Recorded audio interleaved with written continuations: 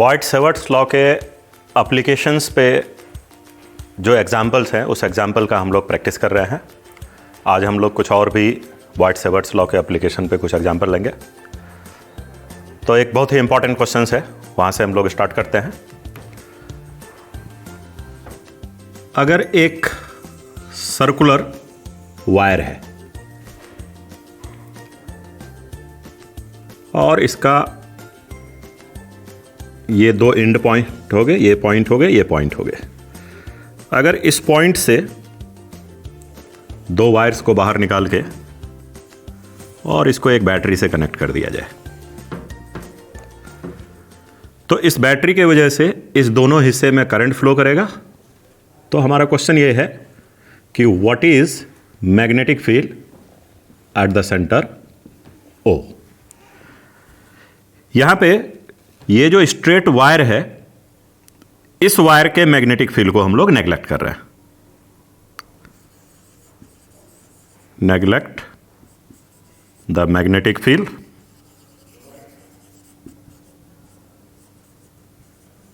Due to this wire.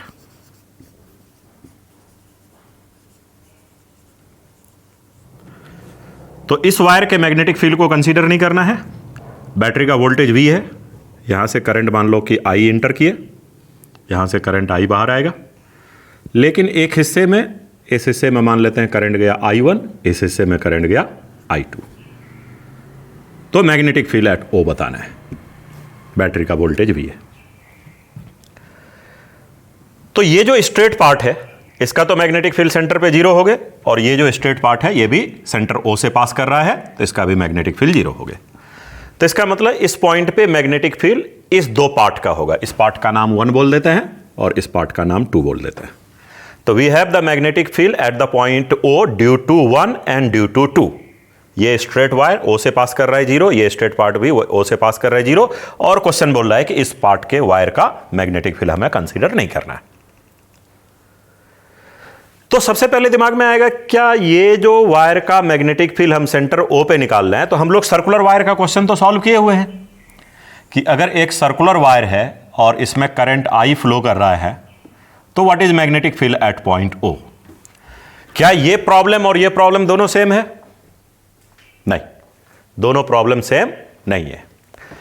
इस problem में current आप देख सकते हो कि क्लॉकवाइज घूम रहा है। इसका मतलब बैटरी यहां पे इस ब्रांच में अंदर में यहां पे कहीं कनेक्टेड रहा होगा।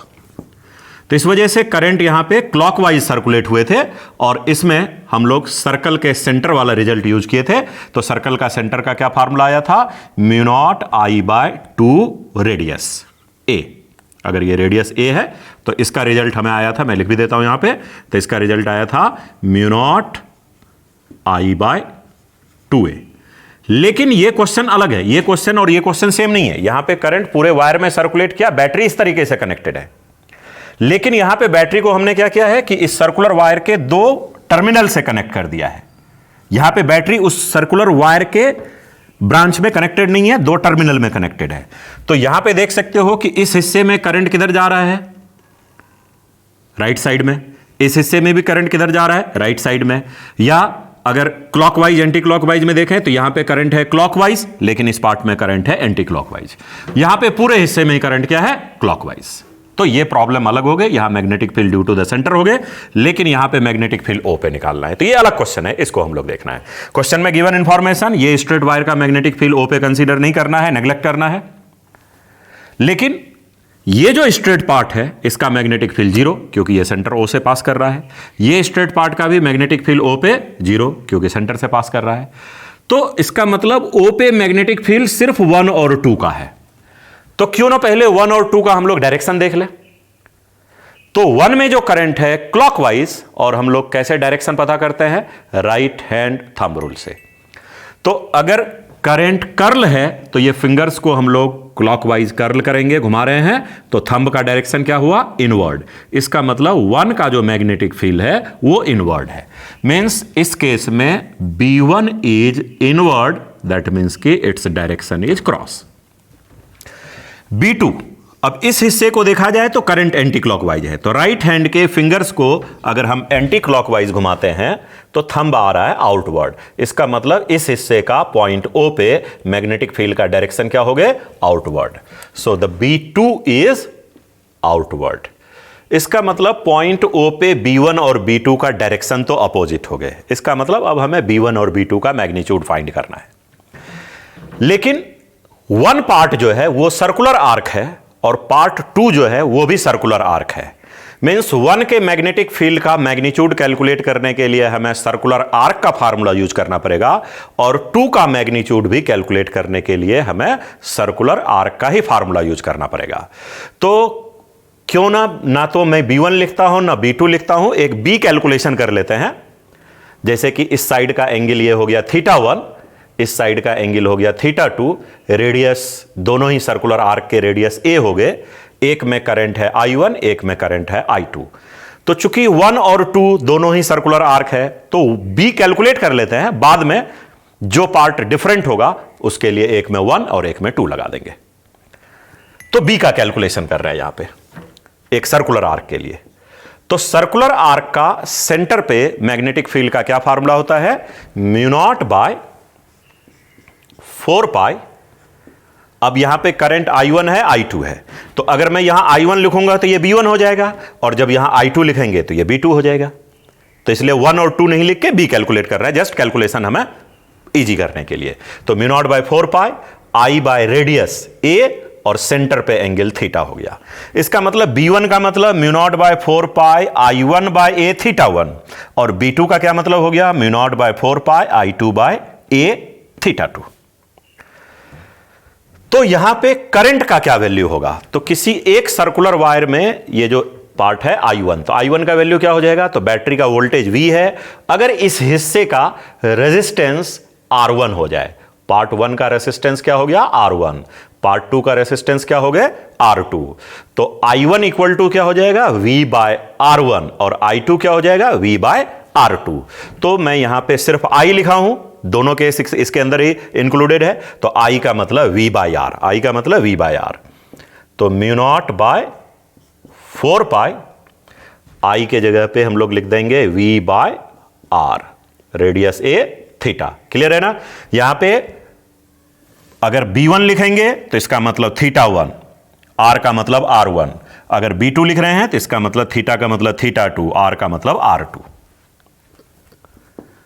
तो mu naught by 4 pi, battery का वोल्टेज V, एंगल थीटा, और रेजिस्टेंस का क्या फार्मूला होता है? रो L बाय A। तो रो रेजिस्टिविटी, L लेंथ और A हो गए क्रॉस सेक्शनल एरिया और ये रेडियस A। तो म्यू नॉट बाय 4 पाई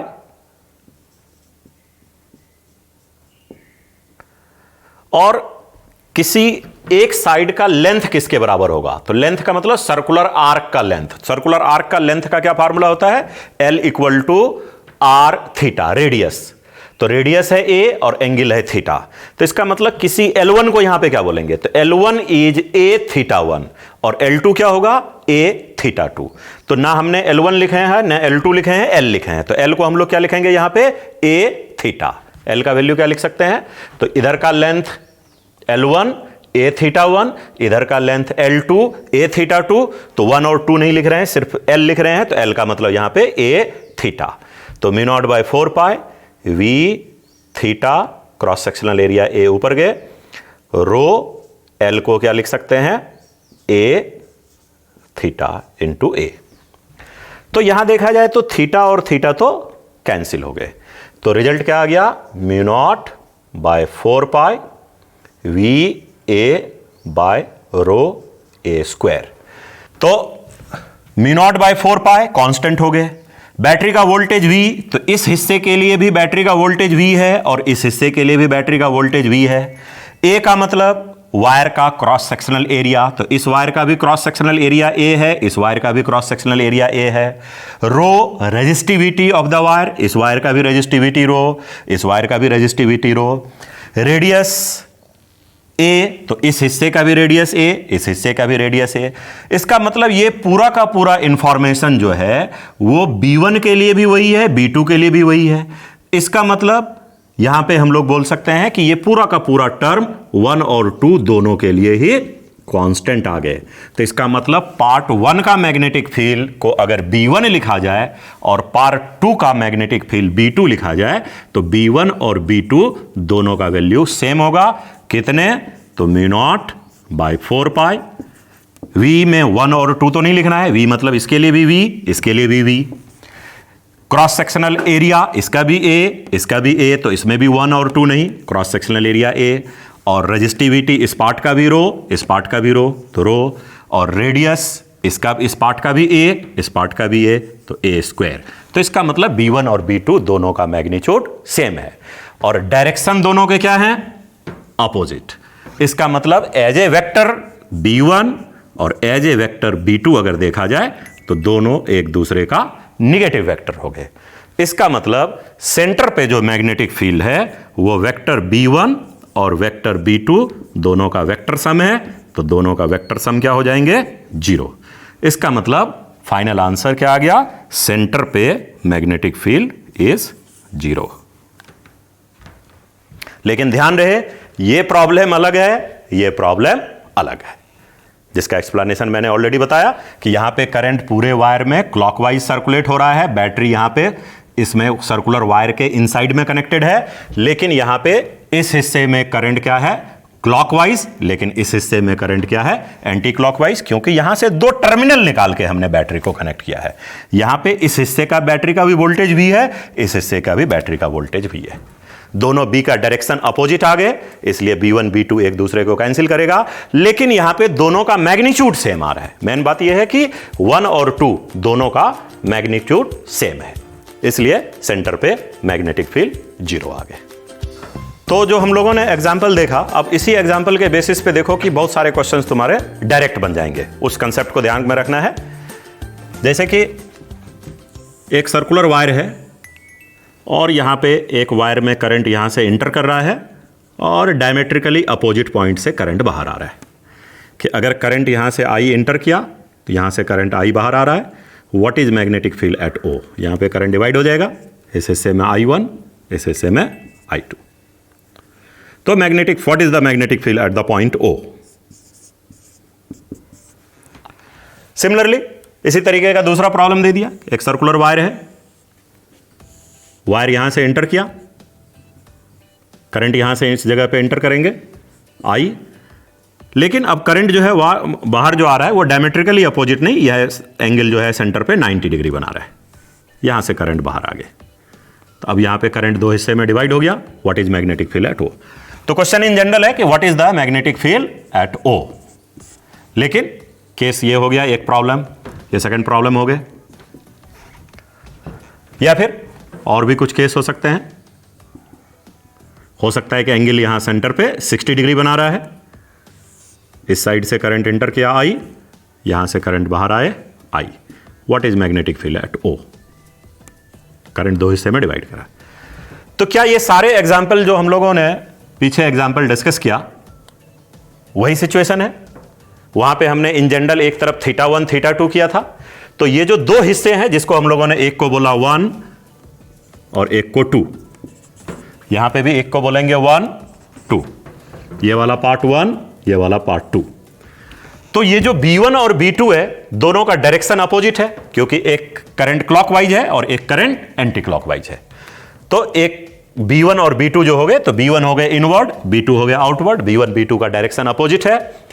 लेकिन पीछे केस में हम लोगों ने देखा कि ये जो B1 B2 का मैग्नीट्यूड है वो दोनों इक्वल है, वो थीटा पे ये डिपेंड नहीं कर रहा। यहां पे θ1 देखा जाए तो 180 डिग्री है, θ2 भी 180 डिग्री, यहां पे θ1 270, θ2 90, यहां पे θ1 आपको 300 डिग्री, ये 60 डिग्री। लेकिन B1 B2 का जो रेशियो है वो ये θ1 θ2 पे रेशियो पे डिपेंड नहीं करेगा। मतलब B1 और B2 दोनों का मैग्नीट्यूड सेम है, डायरेक्शन अपोजिट है। B1 B2 दोनों का मैग्नीट्यूड सेम, डायरेक्शन अपोजिट, ये सारे ही केस में। इसका मतलब मैग्नेटिक फील्ड एट O इस केस में भी 0 हो गए। Magnetic field at centre O इस केस में भी जीरो हो गए, मैग्नेटिक फील्ड एट ओ इस केस में भी जीरो हो गए। सिर्फ सर्कुलर वायर ही क्यों, अगर हम लोग कोई भी रेगुलर पॉलीगन लेके इस तरह के सिचुएशन को ड्रॉ करें तो उस केस में भी सेंटर पे मैग्नेटिक फील्ड जीरो हो जाएगा। फॉर एग्जाम्पल, अगर एक हम लोगों ने इक्विलैटरल ट्रायंगल लिया और इक्विलैटरल ट्रायंगल के सेंटर पे मैग्नेटिक फील्ड पूछा जा रहा है, लेकिन करंट यहां से एक हिस्से से इंटर कर रहा है आई और दूसरे हिस्से से करंट यहां से बाहर आ गया आई, तो इस केस में भी magnetic field at O centre of the equilateral triangle क्या होगा क्वेश्चन है। तो ऊपर के हिस्से में करंट जाएगा आपको I1, नीचे के हिस्से में जाएगा करंट I2। यहां पे भी B1 का डायरेक्शन और B2 का डायरेक्शन अपोजिट है और निश्चित ही यहां पे भी B1 B2 का मैग्नीट्यूड कैंसिल हो जाएगा, तो आप डायरेक्टली बोल सकते हो मैग्नेटिक फील्ड एट O इस केस में भी जीरो होगा। सर्कल में तो होता ही है ये रिजल्ट, लेकिन ये किसी भी रेगुलर पॉलीगन में भी होगा, इक्विलैटरल ट्रायंगल में भी हो सकता है। अगर स्क्वायर का केस दे दिया जाए, एक स्क्वायर है, पूरा का पूरा स्क्वायर एक ही वायर से बने हुए हैं, पूरे स्क्वायर के हर साइड का क्रॉस सेक्शनल एरिया सेम है, मटेरियल सेम है, तो what is the magnetic field at centre. लेकिन सिचुएशन क्या है, करंट एक टर्मिनल पे इंटर कर रहा है और करंट दूसरे टर्मिनल से बाहर आ रहा है, तो what is magnetic field at O. तो इस केस में भी ऊपर के हिस्से में करंट गया I1, नीचे के हिस्से में करंट जाएगा I2, दोनों मैग्नेटिक फील्ड एक दूसरे को कैंसिल करेगा, magnetic field at O is zero. तो यहां पे देख सकते हो कि एक वर्टेक्स से करंट इंटर किया, दूसरा वर्टेक्स से करंट बाहर आ गया। अगर ये वर्टेक्स सिर्फ हमने एक एडजेसेंट साइड से बाहर किया तब भी B जीरो होगा, और अगर ऐसा सिचुएशन ले लिया जाए कि नहीं स्क्वायर ही है लेकिन इस वर्टेक्स से करंट इंटर कर रहा है और इस वाले वर्टेक्स से करंट बाहर आ रहा है, तब भी magnetic field at O is zero. तो ये सारे सिचुएशन में मतलब ट्रायंगल के एक वर्टेक्स से करंट इंटर, दूसरे वर्टेक्स से करंट बाहर, इक्विलैटरल ट्रायंगल में तो ऐसा हुआ ही हुआ। स्क्वायर का भी केस लेंगे तो एक वर्टेक्स से करंट इंटर किया, एडजेसेंट साइड वाले वर्टेक्स से करंट बाहर आया, इस वाले वर्टेक्स से करंट इंटर किया, डायगोनली अपोजिट वाले वर्टेक्स के करंट बाहर आया, तो इस केस में भी मैग्नेटिक फील्ड जीरो हो जाएगा, क्योंकि इस हिस्से का जो मैग्नेटिक फील्ड है और दूसरे साइड का जो दोनों पार्ट का मैग्नेटिक फील्ड है, दोनों का डायरेक्शन अपोजिट है, एक दूसरे को कैंसिल कर देगा। अगर इस केस में पेंटागन, हेक्सागन, कोई भी रेगुलर पॉलीगन दिया जाए तो आपका आंसर सेंटर पे जीरो ही आएगा। सिर्फ इतना ही क्यों, अगर हम यहां पे रेगुलर पॉलीगन नहीं लेके अगर हम लोग एक क्यूब का भी केस लेते हैं, ये क्यूब है और क्यूब में भी अगर एक वर्टेक्स से करंट इंटर कर रहा है और दूसरे वर्टेक्स से करंट बाहर आ रहा है, तो क्यूब में क्या है कि टोटल 12 आइडेंटिकल साइड्स हैं, सबके क्रॉस सेक्शनल एरिया सेम है, सबका मटेरियल सेम है, सबकी रेजिस्टिविटी वगैरह बिल्कुल मतलब वायर्स आइडेंटिकल हैं। अब वर्टेक्स में किसी भी पॉइंट से आप करंट इंटर करो, तो अगर ये वर्टेक्स में यहां से करंट एक डायगोनल से करंट इंटर कर रहा है,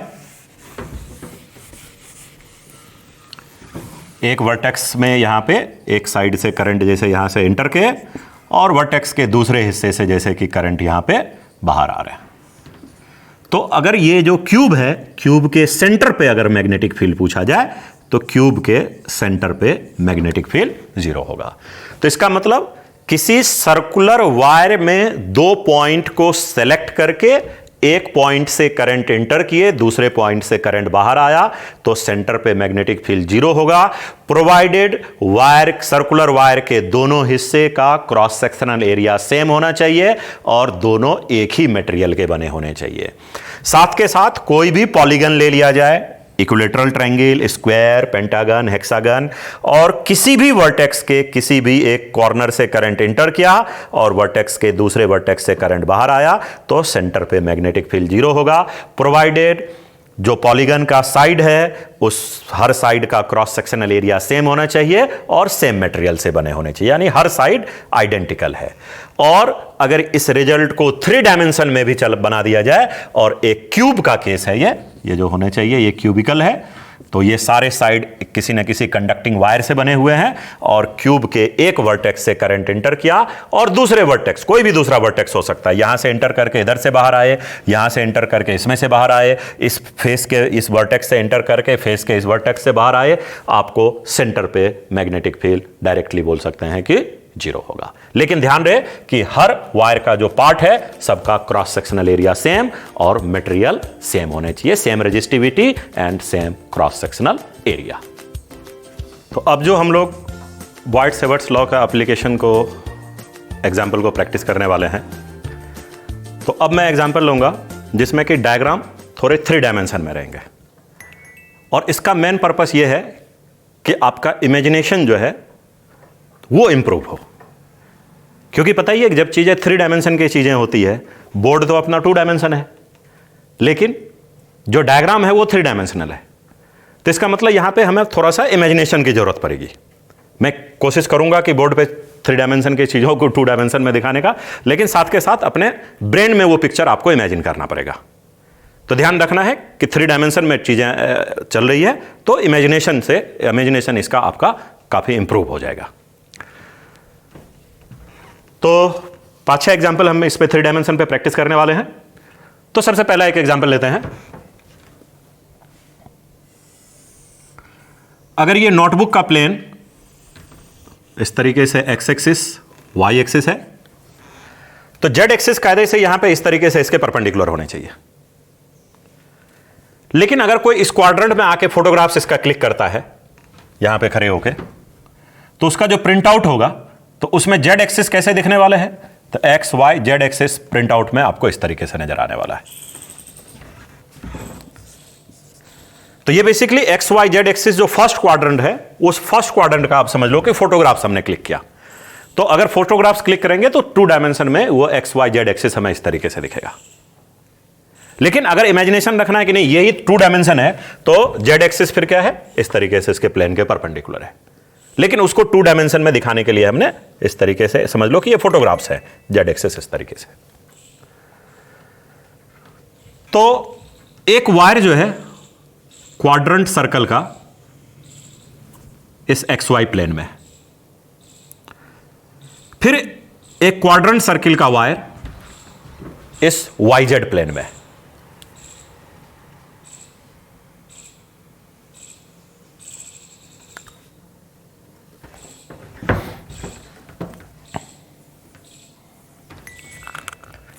तो ये हिस्सा हो गया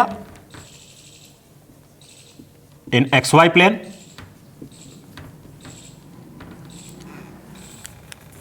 फिर ये वाला जो पार्ट है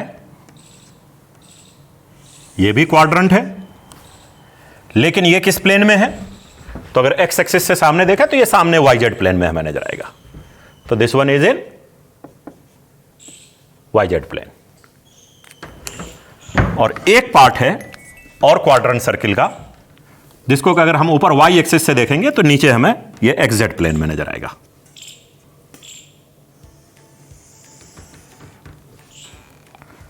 तो ये ऑरिजिन हो गए।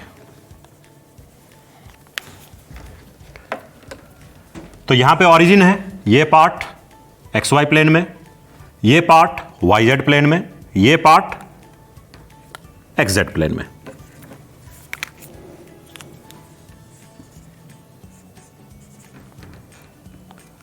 और इसमें करंट सर्कुलेट हो रहा है आई।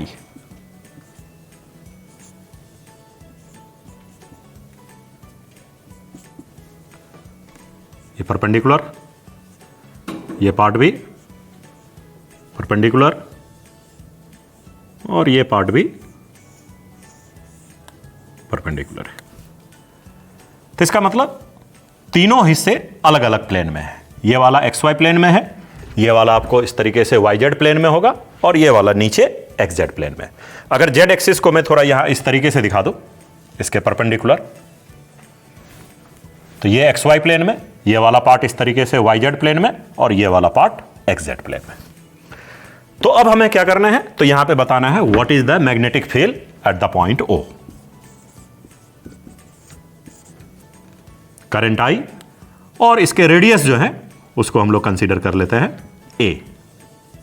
तीनों पार्ट का रेडियस a।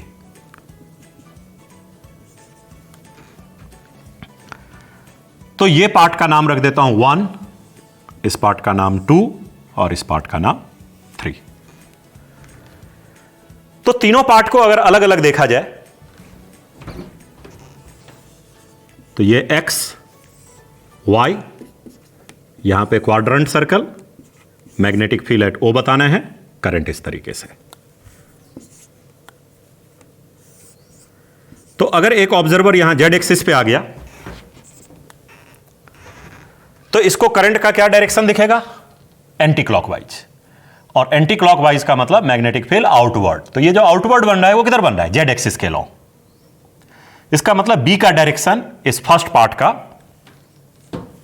क्या हो गए? k cap along z axis. इसका मतलब b1 का direction k cap outward, anti clockwise, right hand rule से। और मैग्नीट्यूड क्या होने चाहिए? तो आर्क का फार्मूला क्या होता है? Mu naught by 4 pi I by R, R की जगह ए यूज करेंगे, और थीटा क्या है? 90 डिग्री, पाई बाय 2। तो थीटा का वैल्यू पाई बाय 2 पुट करना है, जो कि हमें डायरेक्ट भी रिजल्ट याद रहता है क्वाड्रेंट का, हालांकि एक में मैं लिख दे रहा हूं। तो mu naught by 4 pi, current I, radius कितने हो गए? ए, और थीटा। तो सेंटर पे थीटा कितने बनाया यहां पे? आर्क का formula mu naught by 4 pi I by R theta, and theta is pi by 2। तो mu naught by 4 pi I by A theta pi by 2, direction is K cap. Pi cancel हो जाएगा, तो mu naught I by 8a and direction is K cap. और ऐसे भी circle का क्या result होता है? Mu naught I by 2a। Semi circle का क्या होता है? उसका half mu naught I by 4a। और क्वाड्रेंट सर्किल का क्या होगा? सेमी सर्किल का half mu naught I by 4a का हाफ करेंगे तो mu naught I by 8a। तो क्वाड्रेंट सर्किल का result magnitude mu naught I by 8a। लेकिन डायरेक्शन यहां फर्स्ट पार्ट में क्या हो? मेन इंपॉर्टेंट यहां पे डायरेक्शन है। तो एक्स वाई प्लेन में ये क्वाड्रेंट सर्किल है, जेड एक्सिस पे एक ऑब्जर्वर को हमने यहां पे रखा, तो ये ऑब्जर्वर देख रहा है कि करंट एंटी क्लॉकवाइज है, तो राइट हैंड को अगर फिंगर्स को कर्ल किया एंटी क्लॉकवाइज तो थंब आउटवर्ड, और एक्स वाई प्लेन के परपेंडिकुलर यानी along Z axis outward, so the direction is K cap. अब हम लोग सेकंड वाला पार्ट लेने वाले हैं। तो ये सेकंड पार्ट आप देख सकते हो कि ये वाई जेड प्लेन में, सेकंड पार्ट।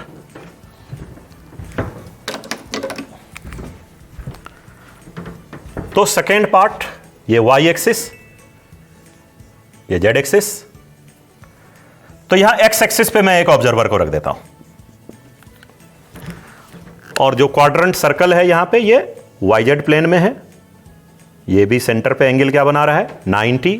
करंट इसमें फ्लो कर रहा है आई, इसके भी रेडियस कितने हैं? ए। तो मैग्नेटिक फील्ड एट ओ, तो इस हिस्से का हम लोगों ने नाम रखा है 2। तो B2 कितने हो जाएगा?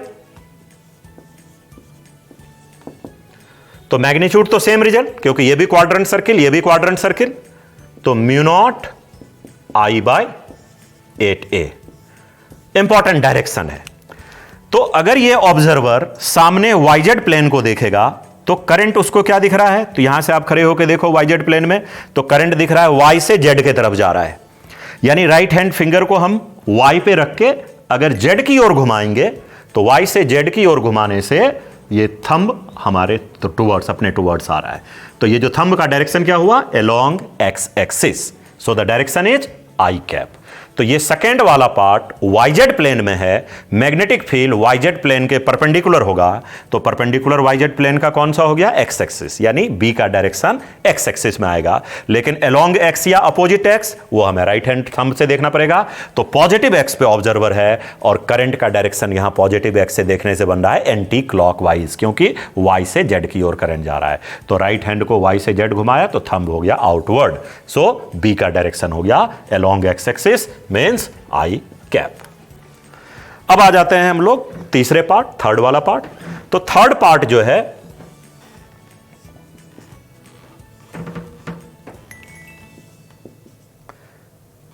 तो जो करंट कैरिंग वायर है वो अपने को वाईजेड प्लेन में है। तो third part is in the, third part को हमने रेड से लिया था, तो जरा रेड पेन का ही यूज करते हैं यहां पे। तो थर्ड पार्ट जो है ये है अपने को XZ प्लेन में। This one part, third part is in XZ plane, third. तो यहां पे हम लोग अब देखने वाले हैं कि B3 कितने आएगा। तो ये भी क्वाड्रेंट सर्किल ही है, क्योंकि सेंटर पे एंगल क्या बना रहा है 90। इसके भी रेडियस कितने हो गए A, करंट इसमें भी क्या है I। तो मैग्नीट्यूड तो उस क्वाड्रेंट सर्किल का वही बनने वाला है म्यू नॉट I/8A। इंपॉर्टेंट क्या है डायरेक्शन।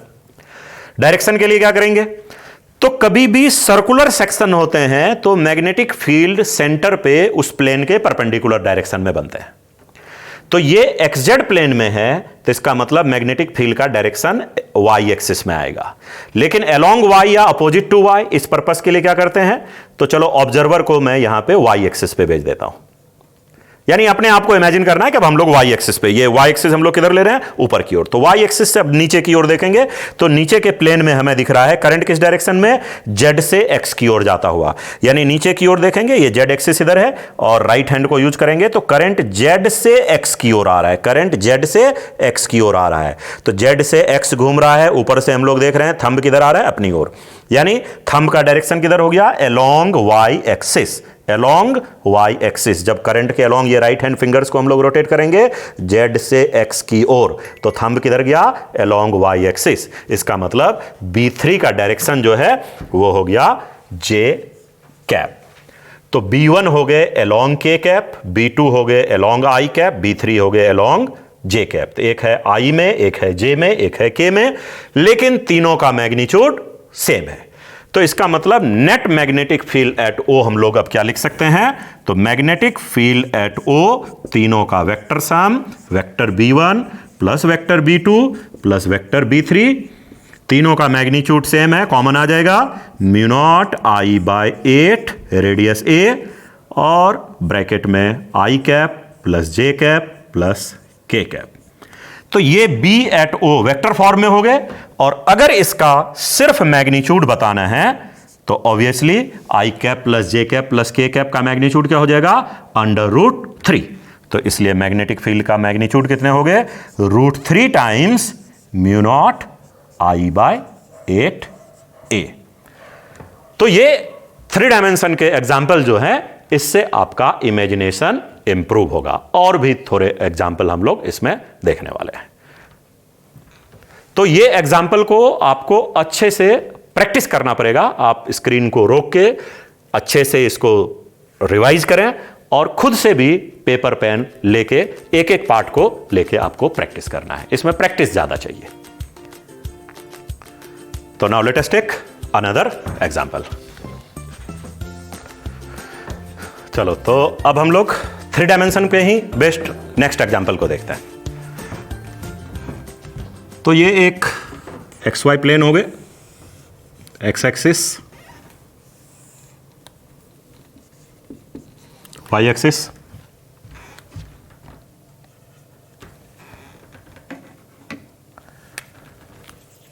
और Z एक्सिस ऑब्वियसली इस प्लेन के परपेंडिकुलर होगा, लेकिन 2 डायमेंशन में हम लोग कैसे दिखाएंगे उसको, तो Z एक्सिस मान लो इधर की ओर है।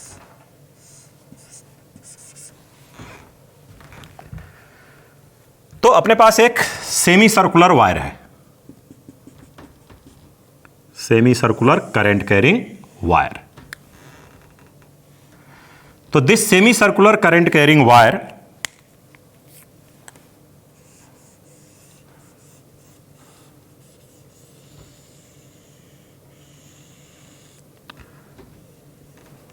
तो this one is in XY plane, ये पूरा का पूरा XY प्लेन में है। करंट इसमें I है, रेडियस इसका A है।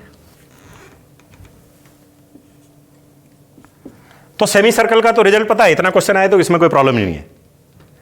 लेकिन इसके 2 एंड पे जो है, तो एक एंड पे वायर नेगेटिव X से आ रहा है या -X में इंफिनिटी से आ रहा है, और करंट इस तरीके से आया, कैसे, तो X एक्सिस में -∞ से इस पॉइंट तक। तो ये हो गए अलोंग एक्स, ये एक्स एक्सिस पे है, ये हो गया एक्स वाई प्लेन में, लेकिन यहीं पे खत्म नहीं हो गए। अब इस पॉइंट से भी एक वायर निकल के इंफिनिटी में जा रहा है, लेकिन किधर की ओर, तो जेड एक्सिस के पैरेलल।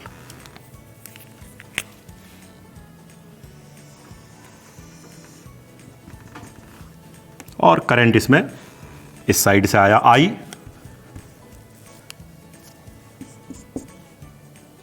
एक्स वाई प्लेन में गए करंट। तो पहले करंट है along x axis, minus infinity से इस पॉइंट तक आया, और उसके बाद एक्स वाई प्लेन में सेमी सर्किल को फॉलो किया, और फिर ये जेड एक्सिस के पैरेलल पैरेलल इंफिनिटी की ओर चले गए। तो इसमें भी करंट है आई। रेडियस ए हो गया, इसका मतलब ये जो पॉइंट है इसका कोऑर्डिनेट हो गया ए, एक्स कोऑर्डिनेट ए, वाई कोऑर्डिनेट 0, जेड कोऑर्डिनेट भी 0। और ये जो पॉइंट है इसका कोऑर्डिनेट हो गया, तो X coordinate -a, Y coordinate 0 and Z coordinate 0। Coordinate मैंने ऐसे थोड़ा इंटरेस्ट के लिए दिखा दिया। तो अब हमें पता क्या करना है, तो magnetic field at the point O, centre पे मैग्नेटिक फील्ड। तो ध्यान से देखो, तो यहां पे भी 3 हिस्से बन रहे हैं। तो एक पार्ट है एक्स एक्सिस पे, तो इसका नाम मैं रख देता हूं 1। दूसरा पार्ट है semi circle X Y plane में, तो इस पूरे पार्ट को 2, और तीसरा पार्ट है जेड एक्सिस के पैरेलल, और ये किस प्लेन में है, तो ये आपको एक्स जेड प्लेन में है। तो this one is in X Z plane, लेकिन जेड एक्सिस के पैरेलल है, और इस पार्ट का नाम रख देते हैं 3। तो B1, B2, B3 तीनों को कैलकुलेट करके वेक्टर सम कर देंगे, तो we will get the magnetic field at the point O। तो बेटर अंडरस्टैंडिंग के लिए क्या करते हैं कि राइट साइड में मैं एक एक करके तीनों पार्ट को अलग अलग खींचता हूं, और तीनों के मैग्नेटिक फील्ड को वेक्टर फॉर्म में एक्सप्रेस कर रहा हूं। तो फर्स्ट पार्ट,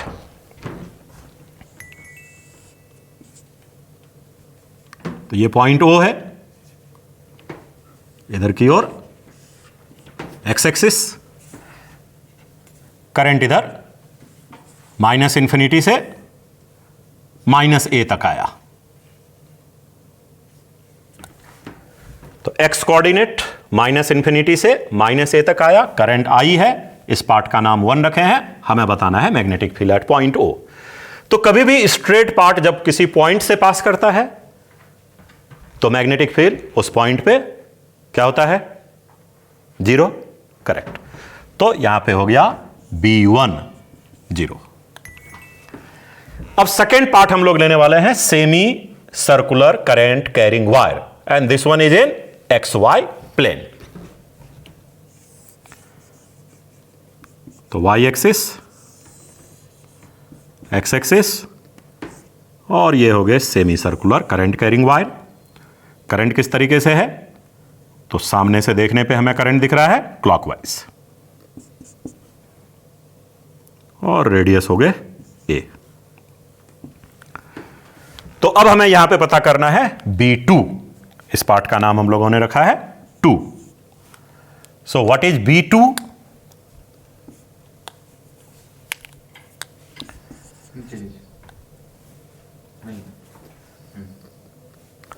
तो B2, तो B2 का सबसे पहले हम लोग मैग्नीट्यूड लिखेंगे।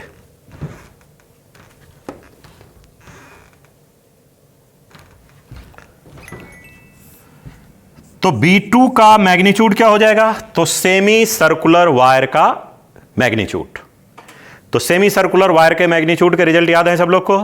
नहीं याद है तो फिर आर्क के फार्मूले पे जाइए, μ0/4π I/r, और सेंटर पे एंगल थीटा। थीटा कितने होंगे यहां पे, पाई।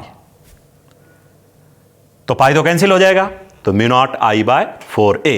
या डायरेक्ट रिजल्ट ध्यान रखना चाहिए, सर्कल का होता है μ0 I/2a, और सेमी सर्कल का उसका हाफ μ0 I/4a। तो मैग्नीट्यूड इज μ0 I/4a। डायरेक्शन क्या होने चाहिए, तो अगर यहां सामने से हम लोग देखें, यानी सामने हम लोग कहां पे हैं, जेड एक्सिस पे, ये X axis, Y axis, Z axis बाहर की ओर। तो पॉजिटिव जेड पे खड़े होकर हम लोग सामने देखेंगे तो करंट कैसे नजर आ रहा है, क्लॉकवाइज। तो राइट हैंड में फिंगर्स को अगर क्लॉकवाइज कर्ल किया जाए तो थंब किधर जा रहा है, इनवर्ड। तो थंब इनवर्ड, जबकि पॉजिटिव जेड तो आउटवर्ड है। तो इसका मतलब यहां पे बी का डायरेक्शन क्या हो गया, जेड एक्सिस के अपोजिट, क्योंकि जेड एक्सिस यहां हमारा बाहर की ओर है और थंब किया गया इनवर्ड। तो इसका मतलब डायरेक्शन निगेटिव जेड, और निगेटिव जेड के लिए यूनिट वेक्टर क्या लिया जाता है, माइनस के कैप। तो इस तरीके से B1 और B2 निकल गया।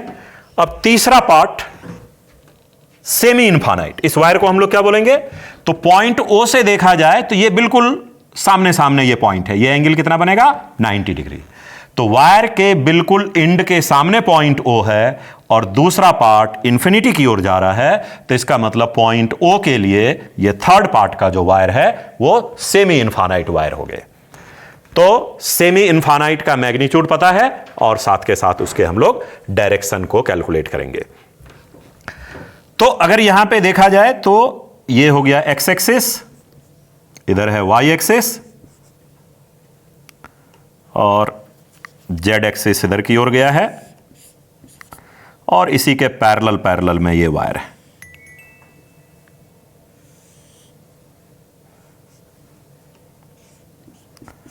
और हमें मैग्नेटिक फील्ड पता करना है पॉइंट O पे। तो इस पार्ट को हम लोगों ने बोला है थर्ड पार्ट, तो B3। तो सबसे पहले मैग्नीट्यूड का तो कोई इशू नहीं है, क्योंकि पॉइंट O के सामने देख रहे हैं एक एंड है और दूसरा एंड इंफिनिटी की ओर जा रहा है। इसका मतलब सेमी इनफाइनाइट का करंट कैरिंग वायर का मैग्नेटिक फील्ड का क्या फार्मूला होता है, तो सेमी इनफाइनाइट का फार्मूला μ0 I/4 पाई डी मतलब परपेंडिकुलर डिस्टेंस। तो यहां पे परपेंडिकुलर डिस्टेंस क्या है, तो O से ये पॉइंट का जो डिस्टेंस है ये डिस्टेंस हो गए A। तो पॉइंट O से इस वायर पे परपेंडिकुलर डिस्टेंस हो रहा है A। तो मैग्नेटिक फील्ड के मैग्नीट्यूड का फार्मूला μ0 I/4 पाई डी, परपेंडिकुलर डिस्टेंस जो कि यहां पे A के इक्वल है। इनफाइनाइट का फार्मूला होता है μ0 I/2 पाई A, जबकि सेमी इनफाइनाइट का क्या होता है, एग्जैक्टली उसका हाफ μ0 I/4 पाई A। तो सेमी इनफाइनाइट का ये मैग्नीट्यूड हो गए। लेकिन सबसे इंपॉर्टेंट क्या है, डायरेक्शन, क्योंकि डायरेक्शन प्रॉपर निकालेंगे तभी नेट मैग्नेटिक फील्ड हम लोग सही सही बता सकते हैं।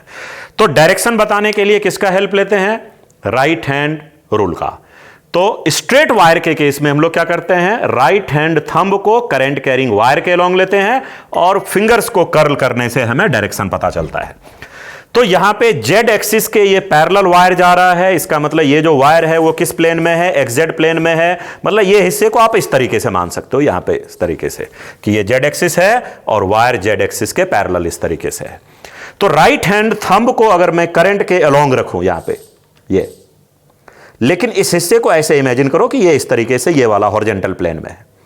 तो राइट हैंड थंब को करंट के अलोंग रखेंगे तो ये फिंगर्स किधर जा रहा है, O पे ये फिंगर्स को ले जाएंगे तो एग्जैक्टली देखो वाई एक्सिस के अपोजिट जा रहा है।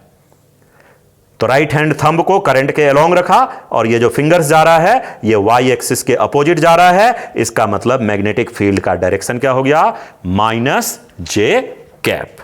तो डायरेक्शन इज -j कैप। एक बार फिर से देखेंगे, राइट हैंड थंब करंट के अलोंग जेड एक्सिस के पैरेलल। तो ये अगर XY प्लेन है तो जेड एक्सिस एक तरीके से इसके परपेंडिकुलर है, तो ये वायर भी इस जगह पे इस तरीके से करंट यहां बाहर की ओर आ रहा है। तो अगर हमने राइट हैंड थंब को करंट के अलोंग रखा, फिंगर्स को O पे ले गए, तो फिंगर्स किधर जा रहा है, Y एक्सिस के अपोजिट। इसका मतलब करंट का डायरेक्शन क्या हो रहा है, -j कैप। तो इस तरीके से अब अपने को B1, B2, B3 तीनों आ गए। अच्छा आप 2-3 बार बोल चुके हैं ये।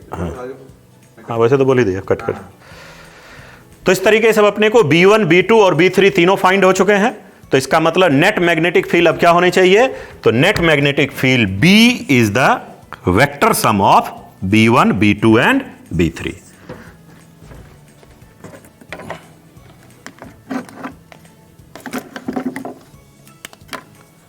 तो net magnetic field B is equal to vector b1 plus vector b2 plus vector b3। तो b1 तो 0 है, b2 कितने हो गए, सेमी सर्कल का result mu naught I by 4a, direction is minus K cap, plus b3 semi infinite का result mu naught I by 4 pi a and direction is minus J cap. तो इस तरीके से magnetic field का result vector form में आ गया। लेकिन अगर सिर्फ मैग्नीट्यूड बताना चाहते हैं तो एक का डायरेक्शन, एक पार्ट का डायरेक्शन है माइनस जे, एक पार्ट का डायरेक्शन माइनस के, इसका मतलब ये दोनों मैग्नेटिक फील्ड एक दूसरे के परपेंडिकुलर है। इसका मतलब मैग्नीट्यूड कितने हो जाएंगे, तो अंडर रूट b1 इस b2 का, ये तो b1 तो 0 है, तो b2 का मैग्नीट्यूड का स्क्वायर प्लस b3 के मैग्नीट्यूड का स्क्वायर, b2 का स्क्वायर प्लस b3 का स्क्वायर, क्योंकि b2 और b3 दोनों एक दूसरे के परपेंडिकुलर है। तो under root mu naught I by 4a का whole square plus mu naught I by 4 pi a का होल स्क्वायर। बाकी जो कॉमन पार्ट है आप उसको बाहर निकाल सकते हो। क्या बात है।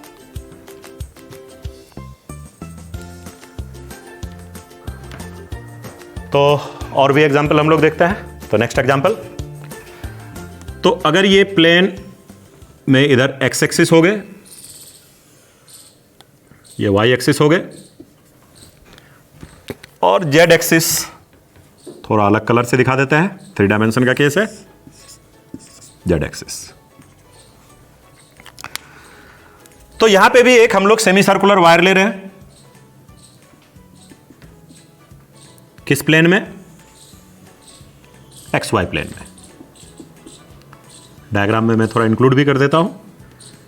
तो this semi circular part is in X Y plane. Current इसमें आई सर्कुलेट हो रहा है,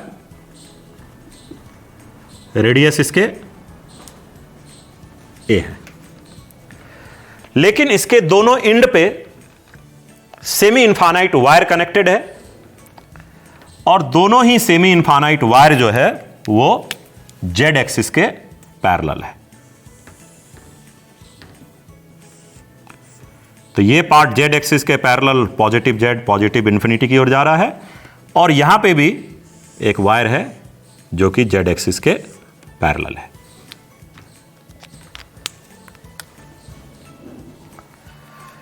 तो यहां पे करंट किधर आ रहा है, पॉजिटिव जेड प्लस इंफिनिटी से आया, इस एक्स वाई प्लेन में घुमा, और फिर से करंट इधर की ओर चले गए, पॉजिटिव जेड की ओर।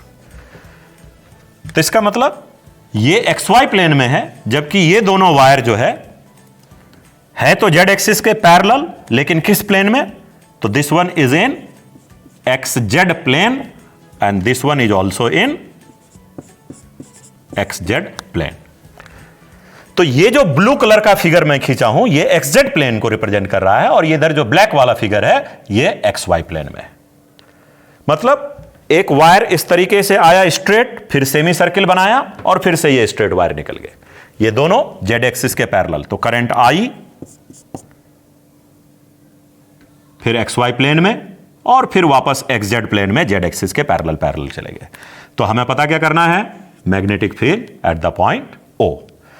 तो 3 हिस्से हैं, तीनों का नाम रखते हैं, 1 semi infinite, 2 semi circle, and 3rd again semi infinite. तो तीनों सिचुएशन के डायग्राम को मैं राइट में एक एक करके डायग्राम अलग अलग ले रहा हूं, और तीनों के मैग्नेटिक फील्ड को मैग्नीट्यूड के साथ साथ विथ डायरेक्शन उस रिजल्ट को लिखेंगे। सबसे इंपॉर्टेंट इस केस में डायरेक्शन को बहुत अच्छे से समझना है। तो सबसे पहला डायग्राम 1 का केस ले रहा हूं। तो यहां पे 1 को देखा जाए तो 1 जो है वो जेड एक्सिस के पैरेलल आ रहा है, मतलब ये हो गए वाई एक्सिस, एक्स एक्सिस, और ये जेड एक्सिस है। तो दिस पार्ट करंट आई। तो ये वाला एंगल क्या होगा बता सकते हो, तो दिस एंगल इज, तो ये जेड एक्सिस के पैरेलल है, ये एक्स एक्सिस हो गए, तो इसका मतलब ये जो एंगल है ये 90 डिग्री है।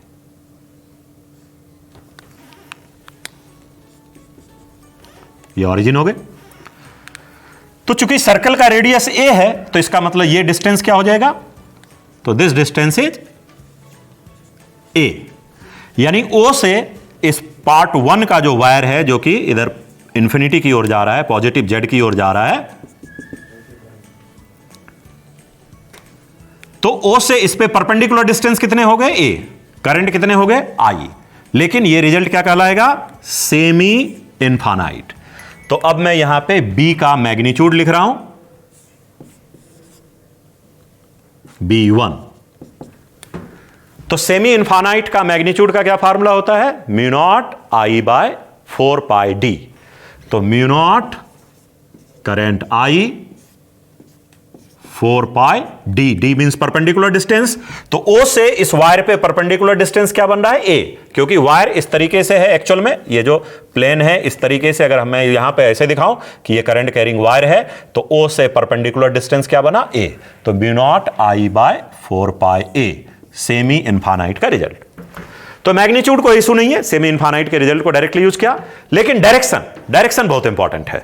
तो डायरेक्शन को हम लोग यहां पे देखेंगे, तो ओ पे डायरेक्शन बताना है, current carrying wire semi infinite है, तो राइट हैंड थंब को हम लोग करंट के अलोंग रखेंगे और फिंगर्स को हमें ओ पे ले जाना है, तो फिंगर्स का जो रोटेशन है वो हमें बी के डायरेक्शन को बताएगा।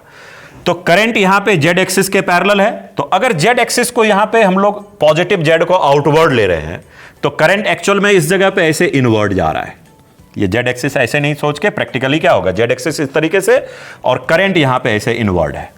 तो अगर करंट इनवर्ड है तो राइट हैंड थंब को करंट के अलोंग रखा और ओरिजिन पे ये फिंगर्स को ले गए, क्या जा रहा है फिंगर्स, वाई एक्सिस के एग्जैक्टली अपोजिट।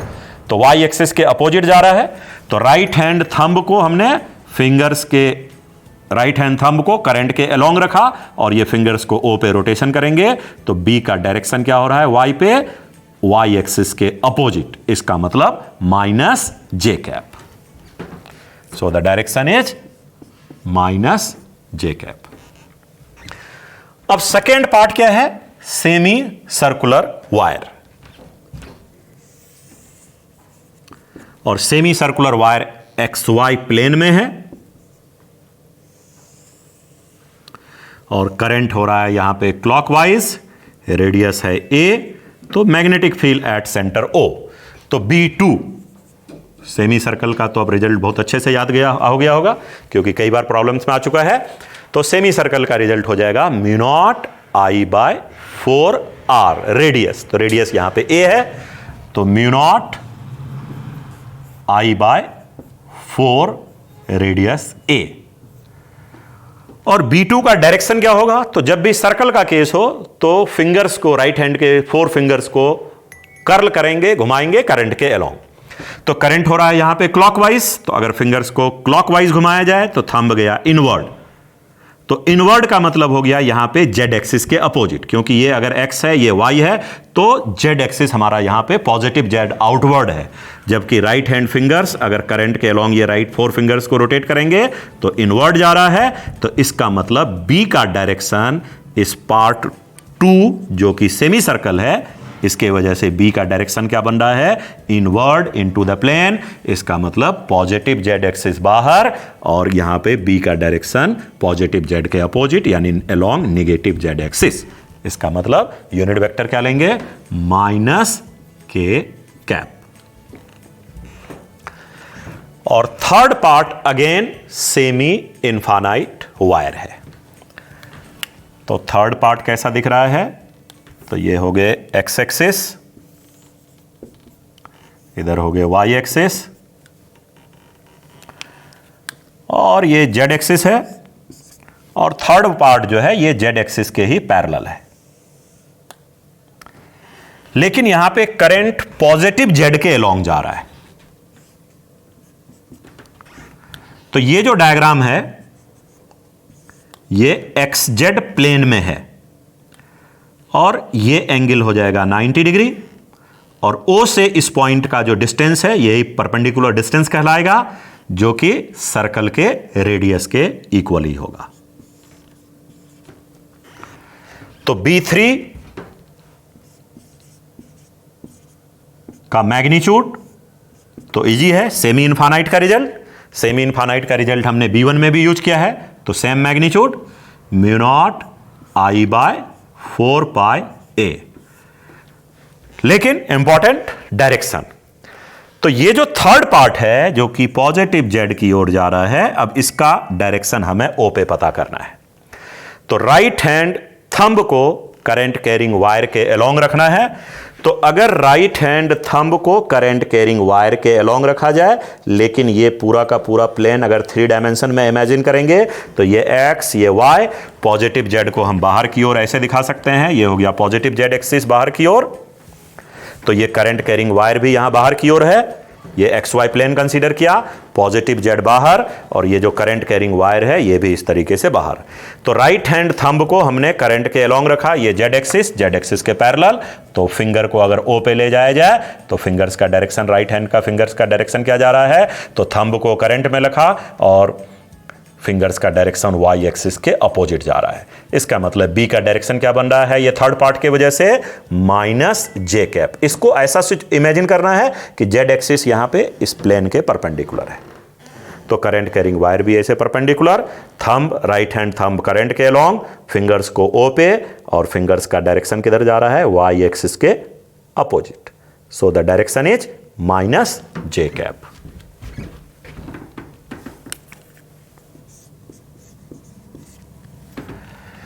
तो यहां पे B1 और B3 दोनों का डायरेक्शन आ गया माइनस जे कैप, और B2 का डायरेक्शन हो गए माइनस के कैप। तो net magnetic field at centre O is the vector sum of B1 plus B2 plus B3, जो कि किसके बराबर हो गया, तो यहां पे B1 और B3 दोनों तो न्यूमेरिकली इक्वल है, तो mu naught I by 4 pi A plus mu naught I by 4 pi A, दोनों को मिला के क्या हो जाएगा, ट्वाइस, यानी mu naught I by 2 pi A, and direction is minus J cap. तो B1 और B3 को हमने एक साथ लिख दिया, और B2 mu naught I by 4 A and its direction is minus K cap. तो इस तरीके से magnetic field at centre O vector form में आ गए। और अगर हम लोग सिर्फ मैग्नीट्यूड लिखना चाहते हैं तो ऑब्वियसली माइनस जे माइनस के दोनों एक दूसरे का परपेंडिकुलर है, इसका मतलब ये दोनों पार्ट एक दूसरे के परपेंडिकुलर हो गए। और जब भी दो वेक्टर परपेंडिकुलर हो तो रिजल्टेंट क्या हो जाएगा, under root X square plus Y square, यानी यहां पे जे और के है तो इसका मतलब अंडर रूट दिस पार्ट का स्क्वायर प्लस दिस पार्ट का स्क्वायर। तो mu naught I by 2 pi A का होल स्क्वायर प्लस ये सेकेंड पार्ट इसका होल स्क्वायर, तो mu naught I by 4a का होल स्क्वायर। सॉल्यूशन में जो कांस्टेंट पार्ट है आप उसे बाहर निकाल सकते हो। तो ये सब क्वेश्चंस को आराम से आपको सुनना है, बीच बीच में जरूरत लगे तो स्क्रीन को पॉज करना है, एक एक पार्ट को अच्छे से ध्यान दें, नोटबुक लें और थोड़े प्रैक्टिस भी साथ के साथ करते जाएं। राइट हैंड थंब रूल बहुत ही इंपॉर्टेंट है। जब भी सर्कुलर वायर का केस रहे तो वायर को करंट के अलोंग फिंगर्स को घुमाना है, थंब हमें मैग्नेटिक फील्ड का डायरेक्शन बताएगा, और जहां स्ट्रेट वायर है वहां पे थंब को करंट के अलोंग रखा, थंब को करंट के अलोंग रखा तो ये फिंगर्स मैग्नेटिक फील्ड के डायरेक्शन को बताएगा। डायरेक्शन इंपॉर्टेंट है, मैग्नीट्यूड के तो रिजल्ट को याद रखना है, और बाद में सारे रिजल्ट को एज ए वेक्टर सम हमने ऐड किया।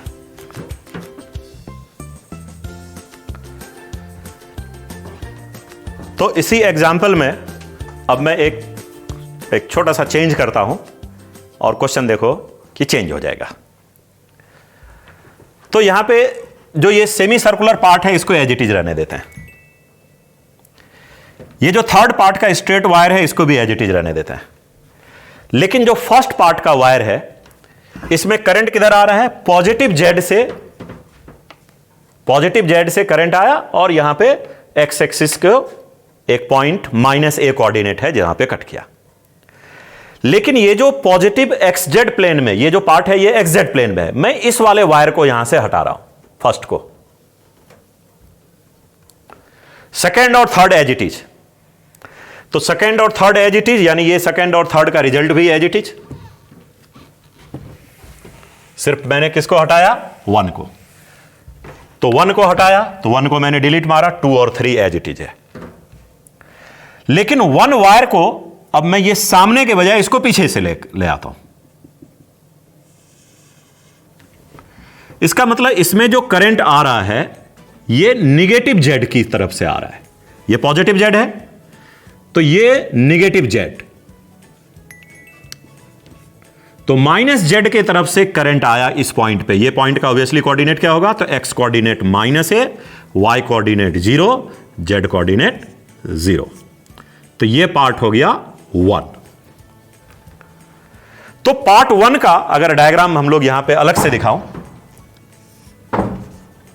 वाई एक्सिस,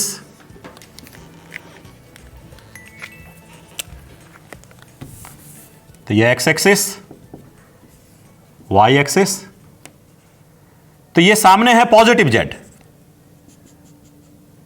इसके पीछे नेगेटिव जेड, और ये करंट कैरिंग वायर जो है वो नेगेटिव जेड एक्सिस के बिल्कुल ही पैरेलल पैरेलल पैरेलल पैरेलल है। तो ये एंगल क्या हो जाएगा? 90 डिग्री। तो ओरिजिन से देखा जाए तो ये एग्जैक्टली सेमी इनफाइनाइट हो गया। ये डिस्टेंस अपने को क्या मिल रहा है? Perpendicular distance A, current I. तो ये एग्जैक्टली सेमी इनफाइनाइट है। जैसे पिछले केस में ये जेड एक्सिस के पॉजिटिव जेड के पैरेलल था, अब ये नेगेटिव जेड के पैरेलल है तो अभी भी सेमी इनफाइनाइट, यानी B1 का मैग्नीट्यूड अभी भी सेमी इनफाइनाइट का ही रिजल्ट रहेगा, μ0 I बाय 4 पाई a। लेकिन इसके डायरेक्शन को थोड़ा चेक करेंगे। तो करंट यहां पे देखा जाए तो अगर यहां पे जेड एक्सिस को थोड़ा मैं किस तरीके से, तो ये पॉजिटिव जेड है, तो पॉजिटिव जेड इस तरीके से सामने बाहर की ओर आ रहा है। और करंट का डायरेक्शन देखा जाए तो ये करंट कैरिंग वायर का लोकेशन नेगेटिव जेड के पैरेलल है, लेकिन करंट का डायरेक्शन जेड एक्सिस के पैरेलल है। करंट का डायरेक्शन यहां पे जेड एक्सिस के पैरेलल है, लेकिन सेमी इनफाइनाइट वायर का लोकेशन नेगेटिव जेड पे है। तो अगर जेड एक्सिस को मैं यहां पे बाहर की ओर दिखाऊं और करंट यहां पे कैसे दिखेगा? बाहर की ओर, इस जगह पे अंदर से करंट कैसे आ रहा है? तो बाहर की ओर। ये मैं जेड एक्सिस यहां पे दिखा रहा हूं, ये जेड ऐसे है, तो जेड आउटवर्ड, और करंट कैरिंग जो करंट का डायरेक्शन है तो वो तो जेड के पैरेलल है ना, तो इसका मतलब करंट का डायरेक्शन और जेड एक्सिस दोनों एक दूसरे के पैरेलल।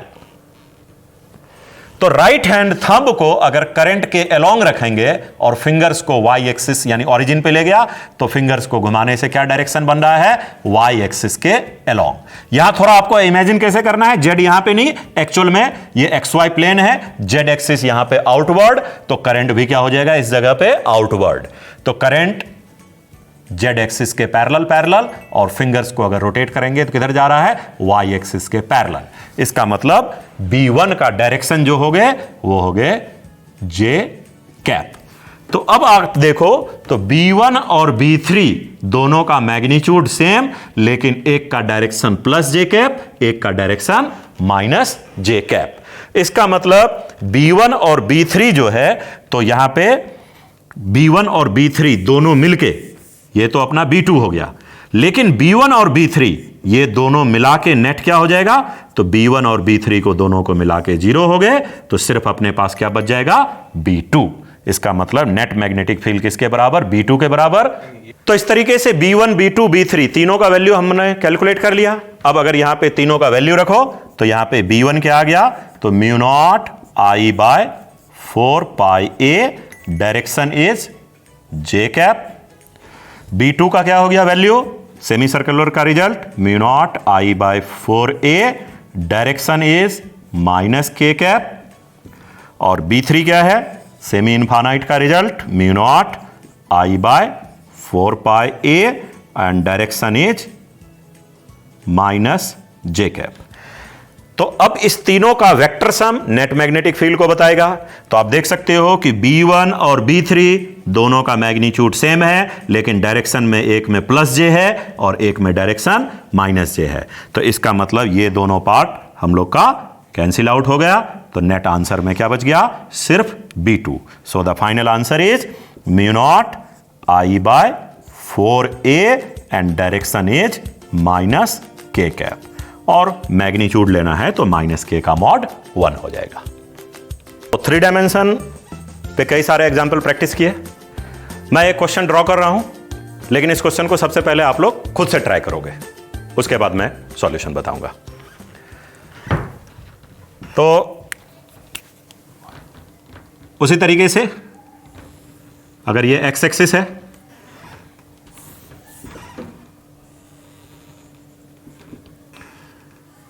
इधर एक वाई एक्सिस हो गए, और जेड एक्सिस अलग कलर से दिखा देता हूं थोड़ा बेटर विजुअलाइजेशन के लिए। ये जेड एक्सिस ऑरिजिन। तो सबसे पहले एक सेमी सर्कल है, लेकिन सेमी सर्कल का लोकेशन अब मैं थोड़ा यहां पे चेंज करता हूं। Semi circular current carrying wire इस तरीके से। तो अभी भी ये वायर XY प्लेन में ही है, लेकिन किस क्वाड्रेंट में? तो पॉजिटिव X पॉजिटिव Y में ये हिस्से हैं, और ये वाला पार्ट पॉजिटिव X और निगेटिव Y में है, बट ये whole part in XY plane. Current का डायरेक्शन ज्यादातर एग्जांपल में मैंने पीछे ये सर्कुलर वायर में क्लॉकवाइज लिया था, थोड़ा अब यहां पे चेंज कर देता हूं। करंट का डायरेक्शन यहां पे एंटी क्लॉकवाइज है। तो semi circular wire of radius a in the XY plane and current anticlockwise. और इसके दोनों हिस्से पे फिर से सेमी इनफाइनाइट वायर लेते हैं, लेकिन किस तरीके से? तो एक सेमी इनफाइनाइट वायर यहां से एक्स एक्सिस के पैरेलल चला गया। इसका मतलब पॉजिटिव एक्स के साइड से करंट आया, एक्स एक्सिस के एग्जैक्टली पैरेलल। किस प्लेन में है ये? तो ये पॉजिटिव एक्स के पैरेलल है, और कट कहां कर रहा है? वाई एक्सिस को निगेटिव पे। इसका मतलब ये वाला पार्ट भी एक्स वाई प्लेन में ही है, लेकिन एक्स वाई प्लेन के ये फर्स्ट क्वाड्रेंट में है, और ये एक्स वाई प्लेन के फोर्थ क्वाड्रेंट में। एक्स वाई प्लेन के फर्स्ट क्वाड्रेंट में, एक्स वाई प्लेन के फोर्थ क्वाड्रेंट में। तो करंट इस तरीके से आया, सेमी इनफाइनाइट, फिर सेमी सर्कल, और यहां का जो पार्ट है ये अब आपको अगेन अब ये जेड एक्सिस के पैरेलल हो गए। जेड एक्सिस वाले को ब्लू से दिखा रहे हैं, तो जरा यहां पे वायर को ब्लू कलर से दिखा देगा। तो इस तरीके से एक्चुअल में डायग्राम में क्या हुआ? तो करंट प्लस इंफिनिटी से आया एक्स वाई प्लेन में, इस पॉइंट को कट किया, फिर सेमी सर्किल में गए, और यहां से फिर पॉजिटिव जेट के पैरेलल चला गया। तो we have to find the magnetic field at the point O। पहले आप लोग ट्राई कीजिए, स्क्रीन को पॉज करके आराम से थोड़ा टाइम देके प्रैक्टिस करना है इसको।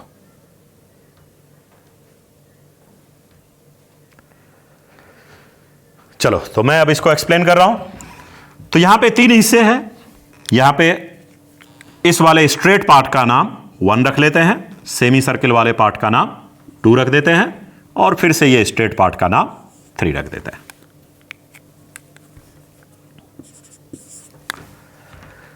तो सबसे पहले फर्स्ट पार्ट का मैग्नेटिक फील्ड हम लोग देखते हैं यहां पे। तो ये वाई एक्सिस, ये एक्स एक्सिस, और जो फर्स्ट पार्ट है वो इस प्लेस पे है। अगर एक्स वाई प्लेन में देखा जाए तो फर्स्ट, सेकेंड, थर्ड, ये फोर्थ क्वाड्रेंट में है। ये हो गए ऑरिजिन। चूंकि ये सेमी सर्कल है, तो इसका मतलब ये डिस्टेंस a हो जाएगा। तो इसका मतलब O से इस वायर पे परपेंडिकुलर डिस्टेंस क्या मिल रहा है? a। ये एंगल 90, और इधर तो ये इंफिनिटी की ओर है। तो इसका मतलब ओ से देखने पे ये जो फर्स्ट पार्ट है एग्जैक्टली सेमी इनफाइनाइट बन रहा है, और सेमी इनफाइनाइट का रिजल्ट क्या होता है? मैग्नीट्यूड का formula mu naught I by 4 pi perpendicular distance D, जो कि यहां ए के इक्वल है, तो mu naught I by 4 pi ए। लेकिन B1 का डायरेक्शन क्या होगा? तो स्ट्रेट पार्ट के केस में हम लोग राइट हैंड थंब को करंट के अलोंग लेते हैं, तो राइट हैंड थंब को करंट के अलोंग लिया और फिंगर्स को ओ पे ले जाएंगे, 4 फिंगर्स को ओ पे, तो देखा जाए तो राइट हैंड थंब करंट के अलोंग, फिंगर्स ओ के पास गया तो इनवर्ड हो रहा है।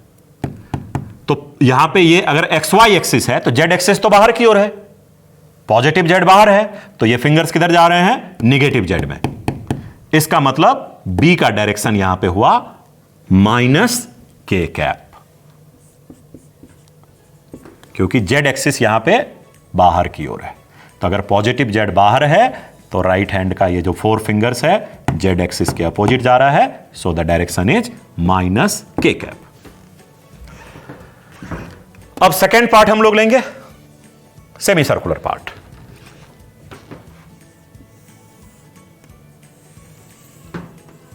X axis, Y axis, semicircle, current I, radius A. तो what is the B2?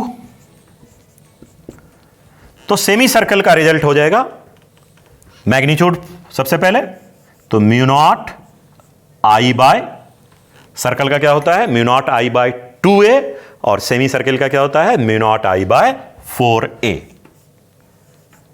Circle का एग्जैक्टली हाफ। अब इसका डायरेक्शन, तो डायरेक्शन के लिए जब भी सर्कल का शेप हो तो राइट हैंड के 4 फिंगर्स को करंट के अलोंग कर्ल करेंगे, तो यहां पे करंट का डायरेक्शन एंटी क्लॉकवाइज हो रहा है, तो फिंगर्स को अगर एंटी क्लॉकवाइज घुमाया जाए तो थंब क्या बन रहा है? आउटवर्ड। तो ये एक्स एक्सिस है, ये वाई एक्सिस है, तो यहां पे जेड एक्सिस किधर है हम लोग का? तो जेड एक्सिस बाहर की ओर है, तो इसका मतलब राइट हैंड थंब किधर जा रहा है? पॉजिटिव जेड एक्सिस के अलोंग, पॉजिटिव जेड एक्सिस के अलोंग। इसका मतलब बी का डायरेक्शन क्या हो गया? के कैप। अब थर्ड पार्ट हम लोग देखने वाले हैं, तो थर्ड पार्ट के लिए देख सकते हो कि ये सेमी इनफाइनाइट का ही केस है, लेकिन ये जेड एक्सिस के पैरेलल है। तो अगर ये वाई एक्सिस है, ये एक्स एक्सिस, तो जेड एक्सिस एक्चुअल में तो इस प्लेन के परपेंडिकुलर है, लेकिन डायग्राम में हम लोगों ने जेड एक्सिस को इस प्लेस पे इस तरीके से दिखाया, और वायर यहां पे इसी जेड एक्सिस के पैरेलल जा रहा है, करंट इस तरीके से। तो ये एंगल क्या हो जाएगा? 90 डिग्री, ओरिजिन O। तो O से ये डिस्टेंस क्या बनेगा? परपेंडिकुलर डिस्टेंस, इसके इक्वल, आसानी से देख सकते हैं। तो O से इस थर्ड पार्ट पे परपेंडिकुलर डिस्टेंस A बन रहा है, तो A is the perpendicular distance, और ऑब्वियसली ये इंफिनिटी की ओर जा रहा है, करंट I है।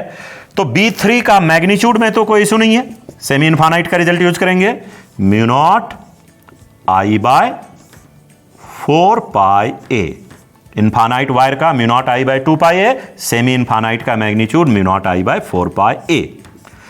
लेकिन इंपॉर्टेंट क्या है? डायरेक्शन। तो यहां पे करंट जेड एक्सिस के पैरेलल है और करंट का डायरेक्शन पॉजिटिव जेड के अलोंग है। करंट का डायरेक्शन किधर है? पॉजिटिव जेड के अलोंग है। तो जेड एक्सिस को यहां पे किस तरीके से इमेजिन करना है? तो जेड, ये अगर एक्स एक्सिस वाई एक्सिस, तो जेड एक्सिस को हमें यहां पे कंसीडर किया ऐसे, तो वायर यहां ऊपर हो जाएगा, करंट यहां पे बाहर की ओर जा रहा है। तो राइट हैंड में अगर करंट को देखें, यहां पे बाहर की ओर जा रहा है, तो बी का डायरेक्शन किधर आ रहा है? ये जेड एक्सिस है, तो जेड एक्सिस को मैं अगर यहां पे प्लेन के परपेंडिकुलर दिखाऊं तो करंट का भी डायरेक्शन क्या हो गया? यहां पे आउटवर्ड। तो इस तरीके से 4 फिंगर्स को अगर O के पास लाया जाए, थंब को करंट के अलोंग रखेंगे, तो B का डायरेक्शन किधर हो रहा है? यहां पे एक्स एक्सिस के along, positive, along the positive X axis. तो direction of magnetic field is along positive X axis. यहां पे थोड़ा ये एक्स वाई प्लेन है, जेड एक्सिस को प्लेन के परपेंडिकुलर इमेजिन करो तो करंट कैरिंग वायर भी प्लेन के परपेंडिकुलर होगा। करंट यहां पे बाहर की ओर आ रहा है तो राइट हैंड थंब को करंट के अलोंग रखा और फिंगर्स को ओ के पास ले गया। तो अगर इस तरीके से रोटेट करेंगे तो फिंगर्स का डायरेक्शन किधर बता रहा है, एक्स एक्सिस के अलोंग, यानी बी का डायरेक्शन इस थर्ड पार्ट के वजह से क्या हो गया, एक्स एक्सिस के along. So this direction is I cap. तो इस तरीके से अब अपने पास B1 भी निकल चुका है, B2 भी निकल चुके हैं, B3 भी निकल चुके हैं। तो नेट मैग्नेटिक फील्ड क्या हो जाएगा, vector B1 plus vector B2 plus vector B3। तीनों वेक्टर को आप ऐड कर दो, फाइनल आंसर आ जाएगा। तो यहां पे ये है K कैप, ये है माइनस K कैप और एक का डायरेक्शन है I कैप।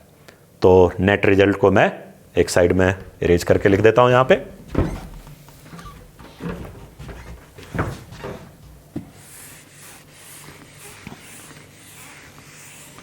बढ़िया।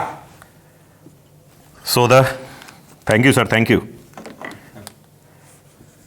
So the vector B at O is B1 plus B2 plus B3।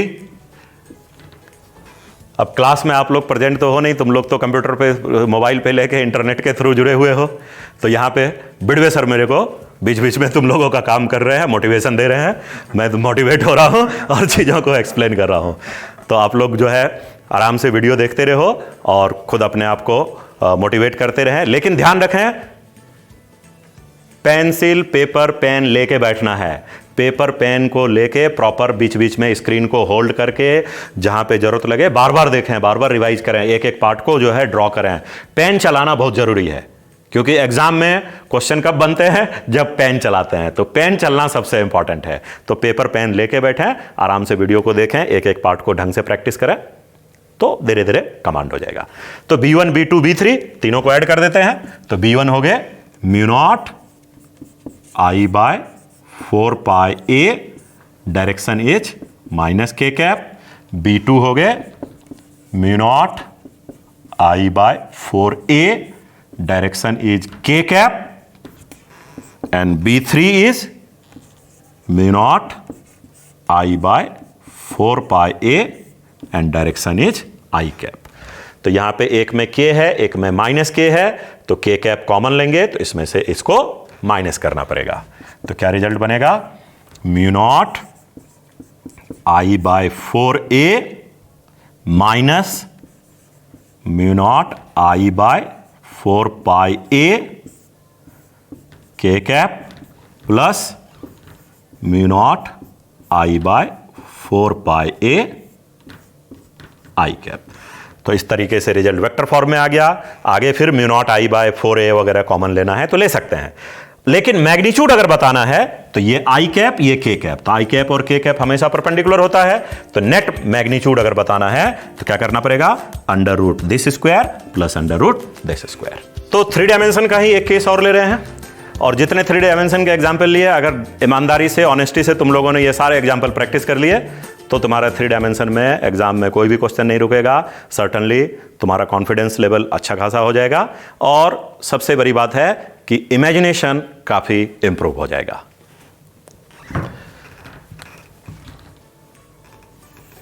चलो, तो यहां पे ये एक्स एक्सिस, वाई एक्सिस और एक जेड एक्सिस। तो एक स्ट्रेट वायर ले लेता हूं यहां पे एक्स वाई प्लेन में। This is the current carrying straight wire, current I, origin O. चलो, ये डिस्टेंस को हम 1 मान लेते हैं। ये कोऑर्डिनेट क्या हो गया, x coordinate 1, y coordinate 0, Z coordinate 0। इस पॉइंट का क्या कोऑर्डिनेट होगा बता सकते हैं, एक्स कोऑर्डिनेट तो 0, वाई को कट कर रहा है कहां पे, 1 पे, और जेड कोऑर्डिनेट इज 0। तो ये एक्स वाई प्लेन में फर्स्ट क्वाड्रेंट में है। वाई एक्सिस को भी 1 मीटर पे कट कर रहा है, एक्स एक्सिस को भी 1 मीटर पे कट कर रहा है, और करंट आई, चलो आई का भी वैल्यू रख देते हैं 1 एम्पियर। और इसके एंड पे एक स्ट्रेट वायर है जो कि इधर पॉजिटिव एक्स की ओर चला गया। लेकिन इस एंड पे जो वायर है ये पार्ट जेड एक्सिस के पैरेलल है। तो हमें बताना है magnetic field at the point O. बहुत इंटरेस्टिंग क्वेश्चन बन गए। तो काफी सारे क्वेश्चंस इसमें ऐसे भी हैं जिसको हम लोगों ने डायरेक्टली यहां पे आप लोगों के लिए बनाया है। ऐसा नहीं है कि सारे क्वेश्चंस को बुक से एज इट इज उठाया गया है। बहुत सारे क्वेश्चन को हम लोगों ने यहां पे फ्रेम किया है। तो 3 पार्ट हो गया। यहां पे भी एक पार्ट 1, पार्ट 2 एंड पार्ट 3। पहले आप लोग ट्राई करेंगे तो स्क्रीन को होल्ड करें और इस क्वेश्चन को आप लोग एक बार खुद से प्रैक्टिस करें। हिंट तो पता ही है, 3 पार्ट है, B1 B2 B3, तीनों अलग अलग कैलकुलेट करके वेक्टर सम करना है। लेकिन एक बार पहले खुद से कोशिश कीजिए।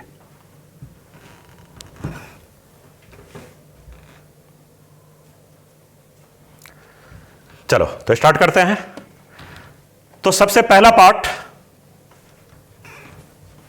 ये जेड एक्सिस के पैरेलल है। किस प्लेन में है ये बता सकते हो? तो ये जेड और ये वाई। इसका मतलब ये वाला जो पार्ट है ये है अपना वाई जेड प्लेन में। ये वाला पार्ट किस प्लेन में है? एक्स वाई प्लेन में। तो ये एक्स वाई प्लेन में है, ये वाई जेड प्लेन में है और ये तो प्रॉपर एक्स एक्सिस पे ही है। तो सबसे पहले फर्स्ट पार्ट का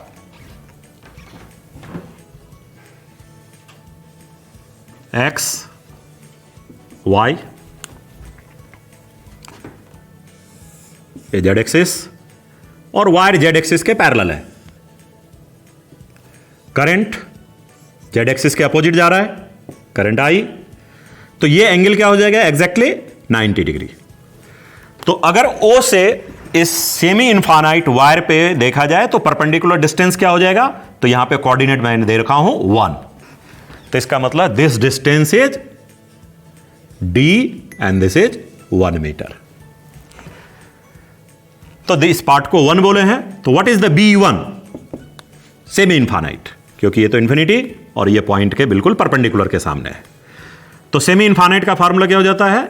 mu naught I by 4 pi d। तो करंट का वैल्यू है यहां 1 एम्पियर और d का वैल्यू है 1। तो अगर वैल्यू भी रख दिया जाए तो I के जगह पे 1, d के जगह 1। लेकिन थोड़ा डायरेक्शन भी बता दो, डायरेक्शन क्या होने चाहिए। तो करंट जेड एक्सिस के अपोजिट जा रहा है, करंट जेड एक्सिस के अपोजिट जा रहा है। तो राइट हैंड थंब को अगर करंट के अलोंग लगेंगे, अब तो ये वाला केस बहुत सारे प्रैक्टिस हो चुके हैं। यहां पे जेड एक्सिस किधर है? बाहर की ओर, और करंट जा रहा है यहां अंदर की ओर। तो पॉजिटिव जेड एक्सिस बाहर है लेकिन करंट यहां पे जेड एक्सिस के अपोजिट, यानी थंब को हमने करंट के अपोजिट रखा और फिंगर्स को ओ के पास लाएंगे। तो आप देखो फिंगर किधर की ओर जा रहा है? एक्स एक्सिस के अपोजिट। ये हिस्से को ऐसे सोचना है, जेड एक्सिस बाहर की ओर हो गया और करंट क्या हो गए? इनवर्ड। तो ये जेड एक्सिस आउटवर्ड है और करंट यहां पे इस जगह पे इनवर्ड होगा ऐसे। Positive Z axis and direction of current is inward. तो राइट हैंड थंब को हमने करंट के एक्सिस के अलोंग रखा और फिंगर्स को ओ पे लाए। तो फिंगर्स किधर जा रहा है? एक्स एक्सिस के अपोजिट, एक्स एक्सिस के अपोजिट। सो डायरेक्शन क्या लिखेंगे? Minus I cap. डायरेक्शन क्या हो गया? Minus I cap. और करंट 1 एम्पियर है, डी 1 एम्पियर है, डी का वैल्यू 1 मीटर है। तो डी का वैल्यू 1 मीटर, करंट का वैल्यू 1 एम्पियर। तो म्यू नॉट बाय 4 पाई क्या होता है? 10 to the power -7 into 1 by 1। Direction minus I. तो ये हो गए 10 to the power -7 into minus I cap. Unit magnetic field का टेस्ला। अब आ जाते हैं सेकेंड पार्ट पे। तो सेकेंड पार्ट क्या है? तो सेकेंड पार्ट आप देखो आसानी से, ये एक्स वाई प्लेन में ही है प्रॉपर। ये एक्स एक्सिस, वाई एक्सिस और करंट कैरिंग वायर इस तरीके से हो गए प्लेन में।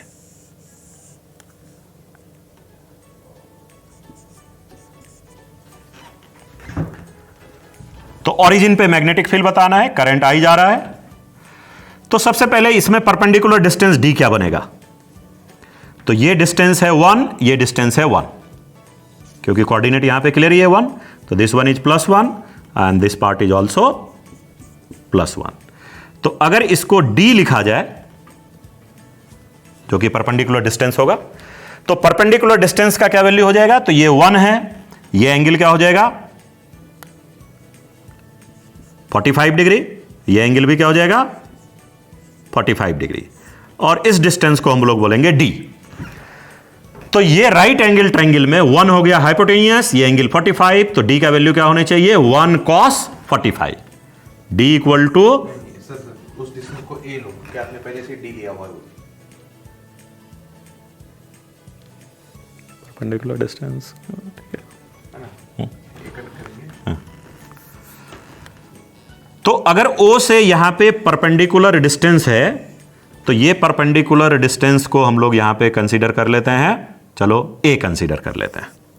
तो अगर ये परपेंडिकुलर डिस्टेंस A हो गया और ये डिस्टेंस हमारा 1 है, तो ये देखो राइट एंगल ट्रायंगल, तो राइट एंगल ट्रायंगल में हाइपोटेनियस 1 है, ये एंगल 45 है, तो एंगल का साइड वाला क्या होता है? cos। तो अगर ये 1 है तो इसका मतलब A का वैल्यू क्या हो जाएगा? 1 cos 45, किसके इक्वल? 1/√2 मीटर। और फाइनाइट वायर का मैग्नेटिक फील्ड का फार्मूला याद है? μ0/4 पाई I by perpendicular distance A, और ब्रैकेट में sin θ1 प्लस sin θ2।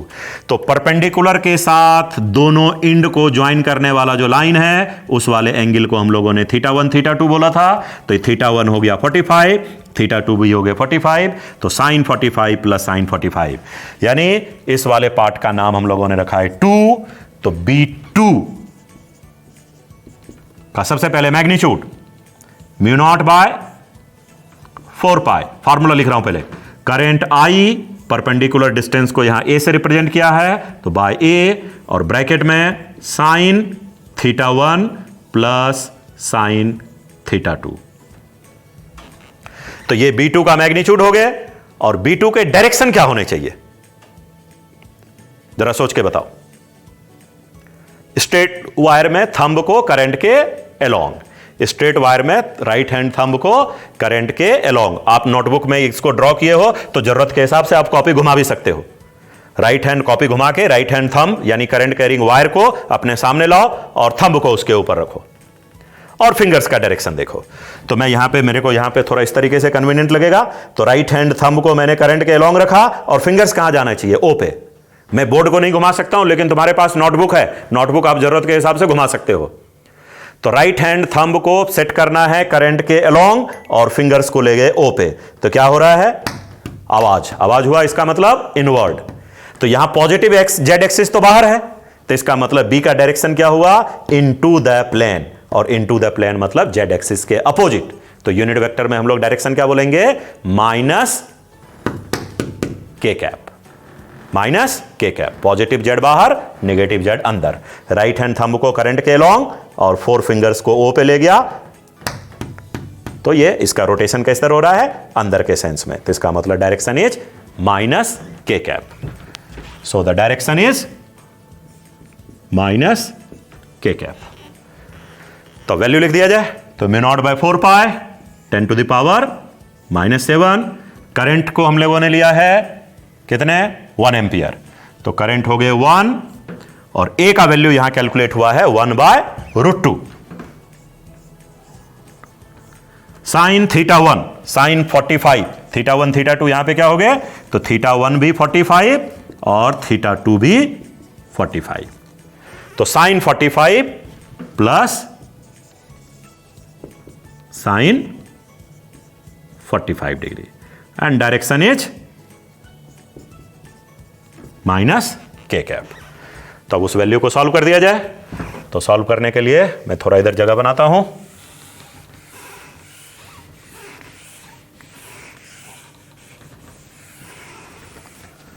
तो क्या हो जाएगा कैलकुलेशन? B2 का पहले कैलकुलेशन देख रहे हैं हम लोग। तो B2 इज इक्वल टू 10⁻⁻7 1/√2 है, √2 ऊपर जाएगा, और sin 45 1/√2 plus sin 45 1/√2, direction minus k cap. तो √2 को अंदर भेज दो, √2/√2 1, इधर भी आ गया √2/√2 1, 1 + 1 2, यानी 10⁻⁻7 इंटू √2 को अंदर ले जाया जाए तो 1 प्लस ये मल्टीप्लाई हुआ 1 डायरेक्शन माइनस के, यानी 2 into 10⁻⁻7 minus K cap unit is Tesla. तो B1 कैलकुलेट हो गया, B2 कैलकुलेट हो गया, और जो थर्ड पार्ट था वो एक्स एक्सिस पे था। थर्ड पार्ट को अगर देखो तो ये एक्स एक्सिस है, आप लोग फिगर पे रेफर करो, तो third part exactly x axis पे है।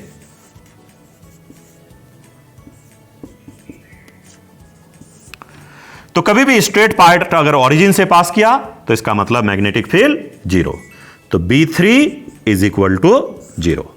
तो अब हम लोग वेक्टर B1, वेक्टर B2 और वेक्टर B3 तीनों को सम कर देते हैं तो फाइनल आंसर आ जाएगा। B3 को इस पार्ट में, B3 में कोई इशू नहीं है क्योंकि वो पॉजिटिव एक्स एक्सिस पे था। इंपॉर्टेंट पार्ट आपका B1 और B2 है। तो B1 का कैलकुलेशन प्रॉपर हो चुका है, B2 का कैलकुलेशन प्रॉपर हो चुका है, और थर्ड पार्ट तो ये एक्स एक्सिस पे ही था जो कि मैं यहां पे सेपरेट अलग से दिखा रहा हूं। थर्ड पार्ट यहां पे था इस तरीके से, तो वो स्ट्रेट पार्ट हो गए। स्ट्रेट पार्ट ओरिजिन से पास किया तो B3 इज इक्वल टू 0। तो now net magnetic field vector B1 plus vector B2 plus vector B3।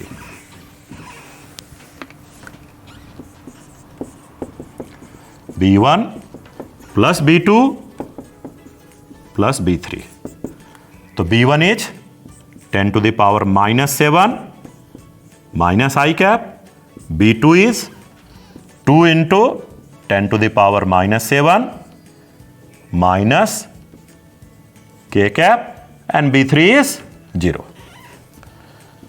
तो 10⁻⁻7 भी कॉमन आ गए, तो माइनस आई और 2 इंटू माइनस के, तो -2 k कैप टेस्ला। तो इस तरीके से B वेक्टर फॉर्म में आ गया। और अगर मैग्नीट्यूड बताना चाहते हैं B एट O का, तो 10⁻⁻7 तो रह जाएगा, और इस पार्ट का मैग्नीट्यूड क्या हो जाएगा, √1² प्लस 2²। तो 2 का square 4 plus 1 5 means √5 into 10⁻⁻7 Tesla.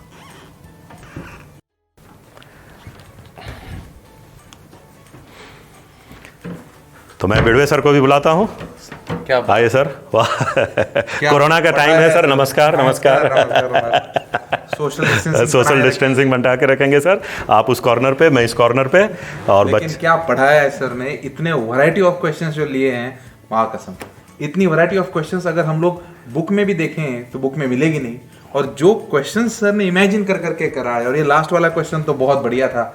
ऐसा लग रहा है कि मैं भी खुद पे बैठ के अभी magnetic effect of electric current को एक और बार फिर से कैलकुलेशन में डूब जाऊं, फिर से एक बार कैलकुलेशन करूं। आई होप कि तुम लोग इस तरह से ही प्रॉब्लम अच्छे से करते रहेंगे। और टू मनीष सर, अब तुम लोग को, अब मनीष सर तुमको और कुछ बताएंगे। तो अभी देखो कि बॉयट-सेवर्ट्स लॉ का हमने शुरुआत से एक बताया कंसेप्ट के बारे में, फिर उसके एग्जाम्पल के बारे में, और ऑलमोस्ट बॉयट-सेवर्ट्स लॉ पे जितने भी पॉसिबिलिटी ऑफ क्वेश्चंस बनते हैं, काफी सारे एग्जांपल्स हो गए हैं। तो आप एक बार क्या करो कि शुरुआत से लास्ट तक एक बार फिर से बॉयट-सेवर्ट्स लॉ और उसके एप्लीकेशन को आप रिवाइज कर लो, और इसके बाद आप कहीं से भी, किसी भी बुक से भी, किसी भी तरीके के बॉयट एंड सेवर्ट्स लॉ के आप क्वेश्चंस को प्रैक्टिस करो। अगर फिर भी कहीं पे कोई डिफिकल्टी लगता है तो आप वो एग्जाम्पल को हमें भेजो, हम फिर से उसको एक्सप्लेन करके भेजेंगे। लेकिन उम्मीद नहीं है कि कोई भी क्वेश्चन आप तुमसे अटकेगा। बॉयट-सेवर्ट्स लॉ के आप कोई भी क्वेश्चन बना के देखो, सारे क्वेश्चन आपके बनेंगे। आगे फिर हम लोग इसमें फिर स्टार्ट करने वाले हैं फर्दर एम्पियर्स लॉ। अभी सभी बच्चों से ये रिक्वेस्ट है कि हम लोग ये जो वीडियोस है 2 टाइप ऑफ स्टूडेंट्स के लिए बना रहे हैं। वो वीडियोस जिनमें प्रॉब्लम प्रैक्टिस ऐसा लिखा है, वो वीडियोस 12th और अभी की करंट 12th, मतलब जो अभी नीट देने वाले हैं और हमारे रिपीटर स्टूडेंट्स, ये सभी लोग डायरेक्टली वो प्रॉब्लम प्रैक्टिस देख सकते हैं। जो हमारे नए स्टूडेंट्स हैं जो अभी अभी 12th ज्वाइन किए हैं, वो मनीष सर का पूरा लेक्चर सीरीज देखते हुए आए। वो डायरेक्टली प्रॉब्लम प्रैक्टिस को जंप ना करें, क्योंकि हम लोगों ने 12th के बच्चों का, रिपीटर का और 12th के बच्चों का पूरा बेसिक्स अच्छे से कवर अप किया है। इसलिए मैं तुम्हें बता रहा हूं, जो नए बच्चे हैं, नए 12th दैट इज नीट 2021 के बच्चे, वो स्टार्टिंग मतलब लेक्चर 1 से लेके यहां तक देखते हुए आए, कंटिन्यूसली आए। और जो हमारे रिपीटर स्टूडेंट्स है या नीट 2020 के जो बच्चे हैं, वो सभी बच्चे डायरेक्टली प्रॉब्लम प्रैक्टिस, ये जो हमारा सेक्शन होगा, नॉर्मली 1 घंटे से ज़्यादा वो सेक्शन होता है, उसमें हम लोग बहुत सारे क्वेश्चंस कवर करते हैं, तो उन सेक्शंस में जाके जंप मारे। और अभी से हम दोनों का एक चैनल है जिसका नाम है BM इंटेलेक्ट, तो डायरेक्टली उसी चैनल को सब्सक्राइब करें। अभी हमारे वीडियोस ऐप में तो दिखेंगे ही, जो BMPC का ऐप है वहां पे वीडियोस दिखेंगे, और उसी के साथ हमारे वीडियोस YouTube पे भी ऑनलाइन हैं। ये ऐसे वीडियोस होंगे दोस्तों कि जो तुमको कितना भी ढूंढने पे मिलेंगे नहीं। हम लोग सभी बुक्स कवर कर रहे हैं, तो हमारे हिसाब से तुमको कोई एक्स्ट्रा प्रैक्टिस करने की जरूरत नहीं। अगर चाहिए तो तुम्हारा कोई भी रेफरेंस बुक, जैसे कि NCERT वगैरह हो गया, उसकी एक्सरसाइज सॉल्व करो, और कोई भी एक रेफरेंस बुक सॉल्व करो। हमारा DPPs और हमारा असाइनमेंट्स तुम्हारे साथ ही है। अगर नहीं है तो मुझे व्हाट्सएप पे कांटेक्ट करो, मैं उसका PDF भेजता हूँ। Over to Manish sir.